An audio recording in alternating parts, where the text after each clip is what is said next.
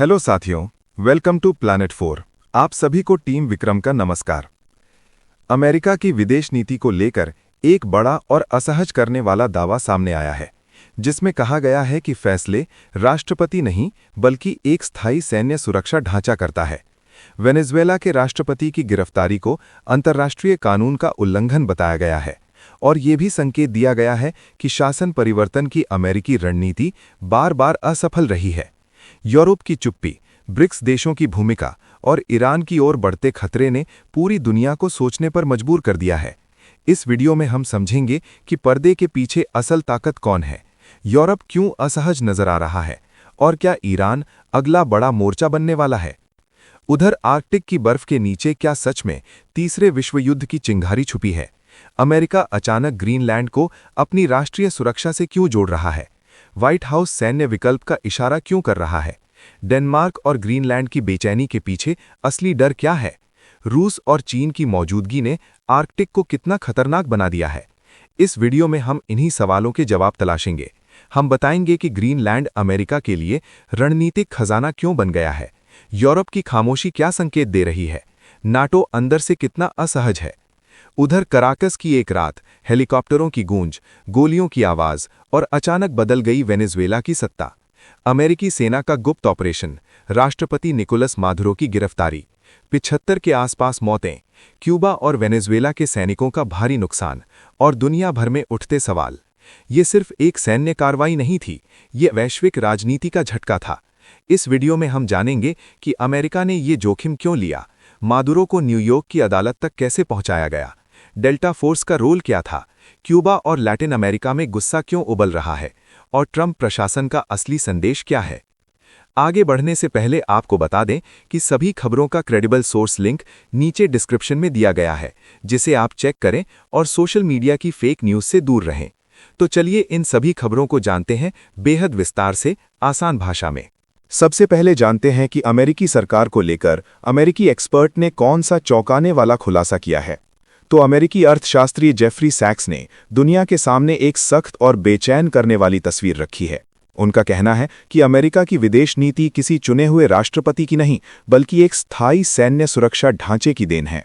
CIA, pentagon और अन्य सुरक्षा एजेंसियां सत्ता की अदृश्य धुरी बन चुकी हैं।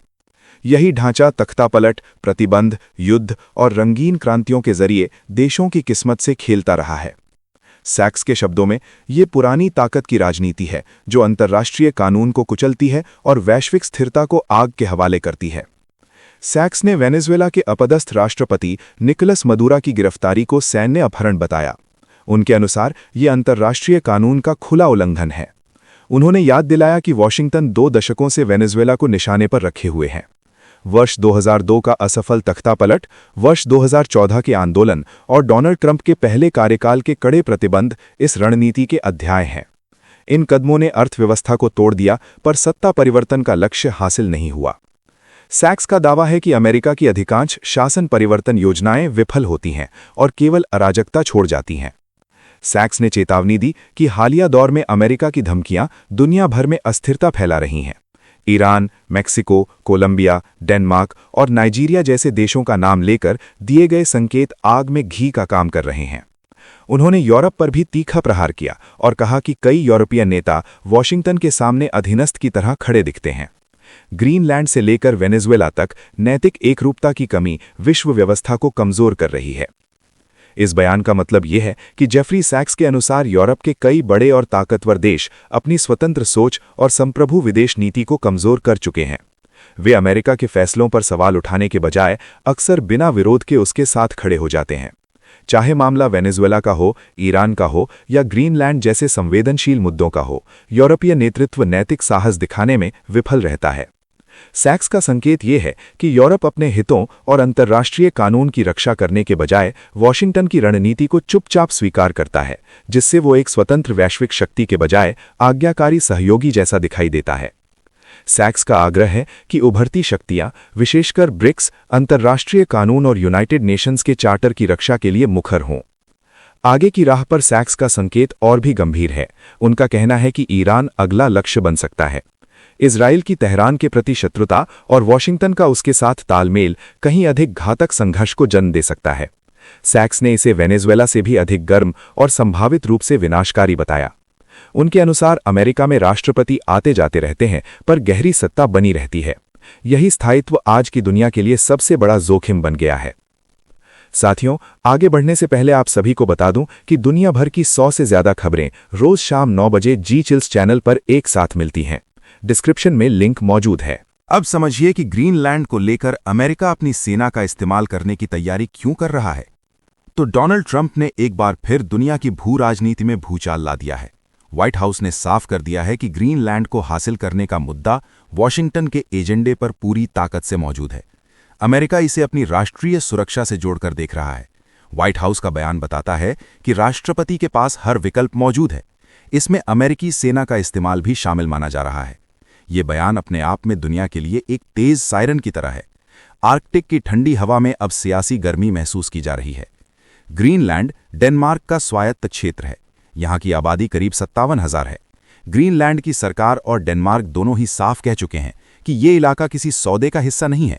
इसके बावजूद अमेरिकी प्रशासन पीछे हटता नजर नहीं आ रहा है। ग्रीनलैंड और डेनमार्क ने मिलकर अमेरिकी विदेश मंत्री मार्को रूबियो से मुलाकात की मांग की है। ग्रीनलैंड के विदेश मंत्री ने सार्वजनिक रूप से कहा है कि अमेरिका के बयानों की गंभीरता को लेकर चर्चा जरूरी है।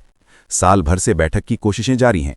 वॉशिंगटन की चुप्पी इस दबाव को और गहरा बना रही है। व्हाइट हाउस के मुताबिक ओवल ऑफिस में लगातार बैठकों का दौर चल रहा है। सलाहकार कई रास्तों पर विचार कर रहे हैं। इनमें ग्रीनलैंड को सीधे खरीदने का विकल्प शामिल है। इसके अलावा कॉम्पैक्ट ऑफ फ्री एसोसिएशन जैसा मॉडल भी चर्चा में है। इस मॉडल में ग्रीनलैंड औपचारिक रूप से अमेरिका का हिस्सा नहीं बनेगा, फिर भी रक्षा और विदेश नीति पर अमेरिका का प्रभाव मजबूत होगा।